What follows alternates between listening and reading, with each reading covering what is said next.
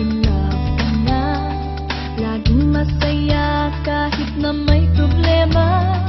Sa status pa lang ay nasa heaven ka na. Lalo na kung sa'yo ay nag-message pa siya. Ganyan talaga kapag mahal mo siya.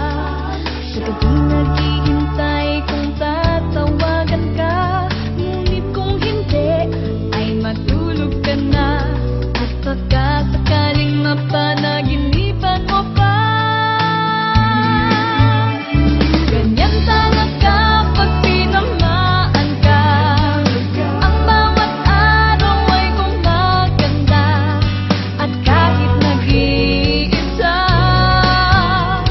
ang pakiramdam ay kasama mo siya.